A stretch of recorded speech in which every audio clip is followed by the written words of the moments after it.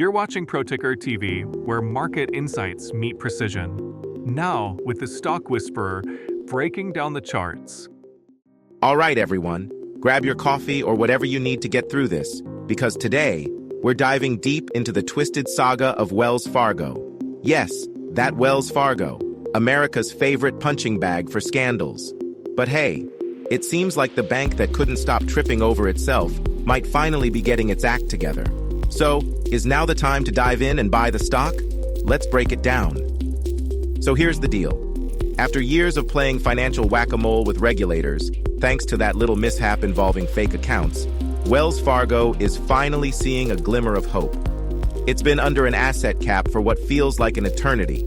Okay, fine, since 2018. And this cap has been a real pain in its, well, assets. The bank's basically had a giant regulatory ankle bracelet on, preventing it from growing. Meanwhile, big boys like JP Chase and Bank of America have been out there flexing their muscles, adding billions to their balance sheets while Wells Fargo sits in the penalty box. But guess what? According to some whispers, courtesy of a third-party report Wells Fargo just submitted to the Fed, this cap could be lifted in 2025. And the market is, of course, all over that rumor like dogs on a bone.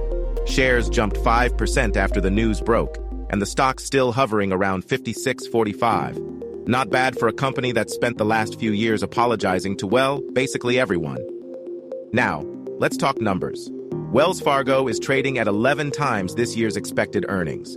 Not too shabby when you consider its rivals are more like, yeah, we're gonna charge you 13 times earnings, no biggie. And the dividend yield? A sweet 2.9%. That's right, folks. Passive income while you wait for this baby to rebound. Let's not forget, Wells Fargo also has one of the cheapest deposit bases in the game, costing them less than 2%, which, for a bank, is like getting your avocado toast for 50 cents. JP Morgan and BofA? They're paying more for their deposits. Suckers. But here's where it gets really spicy. Once the asset cap gets lifted, the earnings floodgates could open.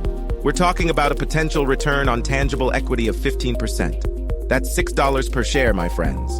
And with that comes the magical land of higher stock prices. Okay, hold up.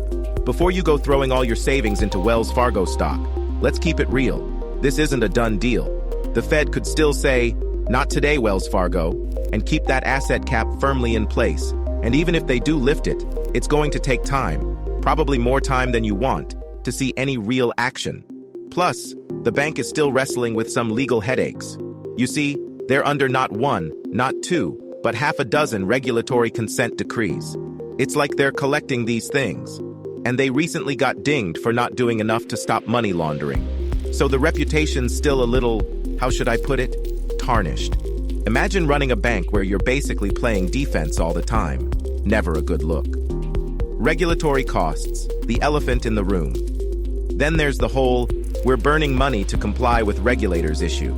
Wells Fargo's CEO Charles Scharf, who I'm sure is thrilled to be dealing with all this, has said the bank's been spending over $2.5 billion a year on extra compliance costs since 2018. That's not small potatoes, people.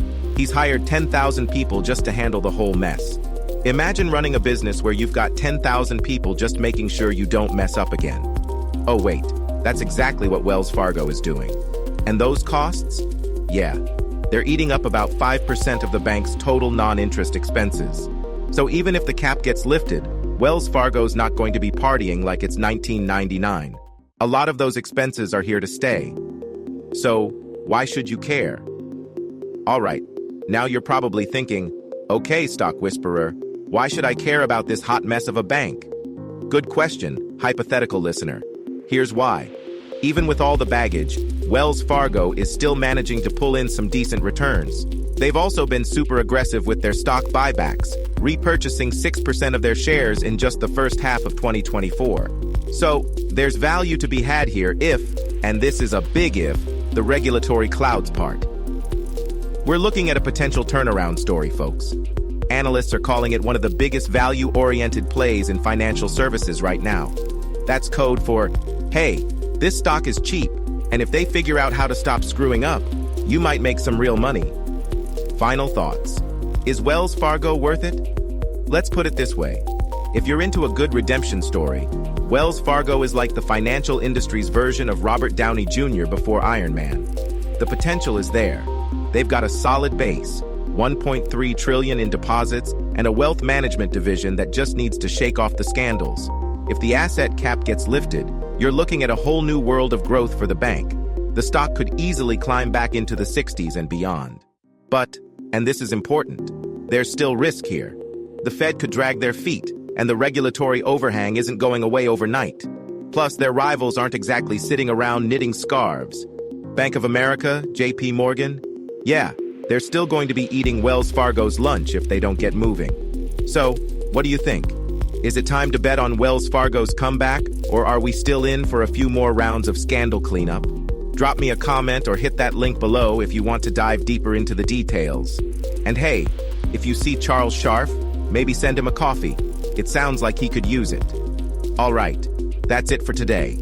I'm out of here. Make sure you don't miss the next one, because if this asset cap does get lifted, you're going to want to know about it. Catch you later, Stock Whisperers.